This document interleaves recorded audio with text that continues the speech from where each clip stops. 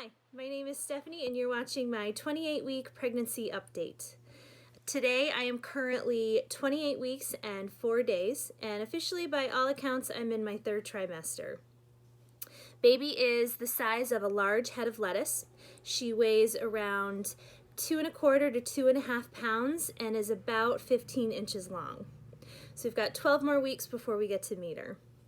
According to my app, if I were to give birth this week, which let's hope that doesn't happen, she would have a 90% chance of living. So it's pretty reassuring to know we're this far along and that she would be all right. Let's just keep her in there a little longer.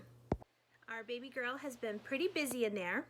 By now she's working on her blinking, her sucking, coughing, and can stick out her tongue. She's also developing a lot of brain activity and may actually be dreaming during different sleep cycles. She's definitely getting a lot more movement during her active times, which for me is usually in the morning when I wake up and right around bedtime. I'm still feeling kicks, but a lot of it is more like a rolling movement motion now. I think it's because she's losing more room in my belly as she gets bigger and she's not doing so much of the crazy somersaults. Last week I had my glucose test, which is a test that they do at the end of the second trimester. It tests your blood sugar levels to see if you have or are developing gestational diabetes. So I had to go into the lab at the hospital and drink a glucose drink with 50 grams of sugar in it. I've gotten a lot of women who have said how horrible it was and how they couldn't stomach it. My cousin told me that she threw it up because it was so bad and that she had to redo the test again, and I didn't really feel it was that bad. What does that say about me, I guess? I thought it tasted more like a melted freeze pop. I got the orange flavor. If you've ever been to like a frat party and had the jungle juice, that's kind of what it tasted like too. So I've certainly drank a lot worse in my 20s. So they give you about 5 minutes to drink it, and I chugged it down within 30 seconds. Then you let the nurse or the receptionist know that you're done and they start your hour wait. I just sat there in the lobby and watched Instagram and TikTok videos and waited for my hour to be up. I was allowed to go to the bathroom if I wanted to, drink small sips of water. I'm not sure if that's for everyone who takes the test. I also didn't have to fast before this, and I know some moms had told me they had to. So after your hour is up, they take you back to get your blood sample. The tech had taken 3 small vials for me, but I was also getting my thyroid check, so if you're just doing the GD test, it might be a lot less. I didn't get my results back until today at my OB wellness visit. The tech had said that it takes about 48 hours to get the results, so if you wanted to know sooner, but I just waited because I knew that I was having this appointment with my midwife a week later. She said I passed with flying colors, and which is good, I guess, because I was a little nervous about my eating habits lately. Usually at this time I would start to go see her every 2 weeks, but since I'm healthy and the baby's perfect and content, she doesn't need to see me for another month, which I'm good with that. Here in New York, we are still not opened up completely. We're still in the end of phase 1 and things are just slowly starting to reopen, and I'm okay with just staying home. At my OB visit, we went over the lab results, which were all fine. It was a really quick visit. I think I was in there for about 15 minutes tops. So we weighed me, and I weighed 1.5 pounds more since the last visit, so that brings me to 13.5 pounds total this pregnancy. I did the usual pee in the cup, and then she did the bump measurement, which measures your uterus.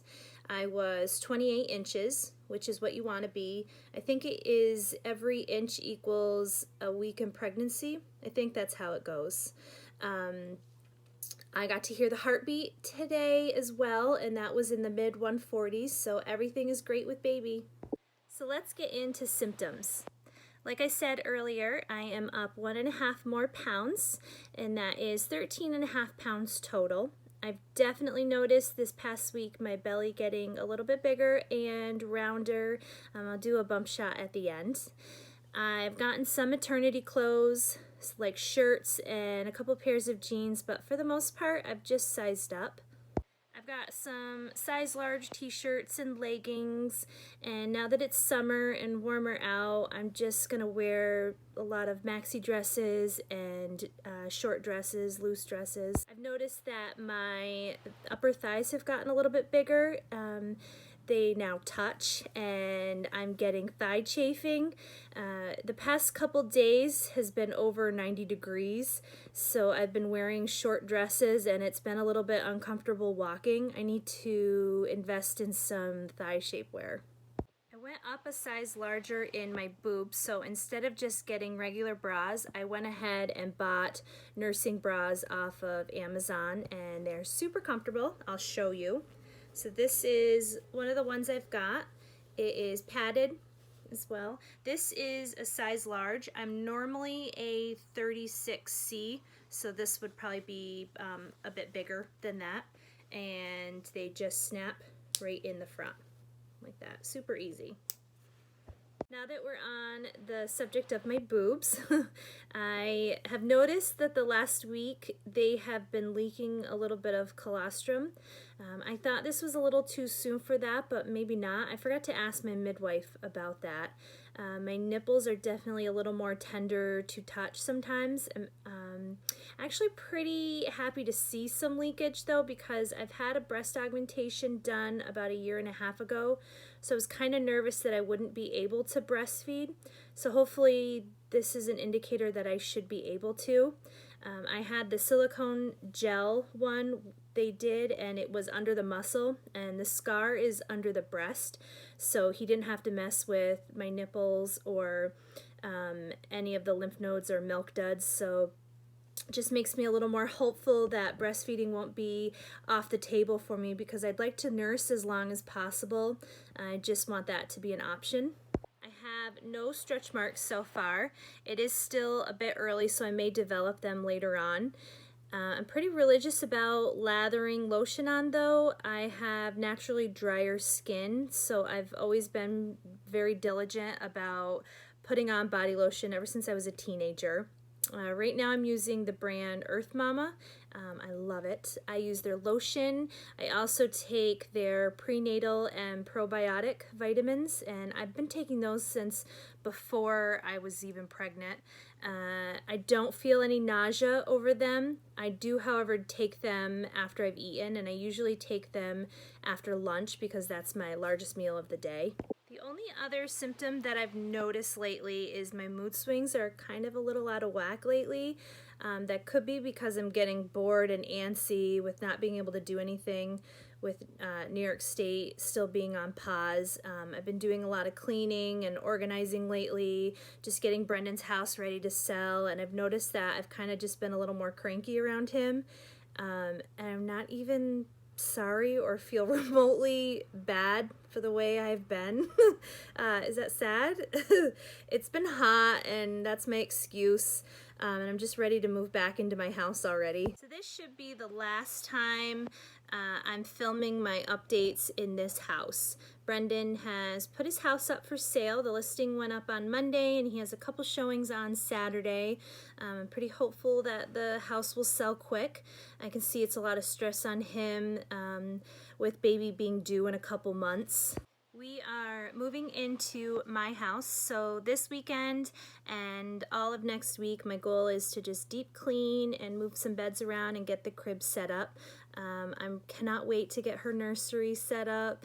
I have it envisioned in my head how I want it. My other goal for the next couple weeks is to ask around and do my research on the area pediatricians. My midwife had asked if I had one in mind yet, so I need to get on top of that. So that is it for my 28-week pregnancy update, and here is a bump shot.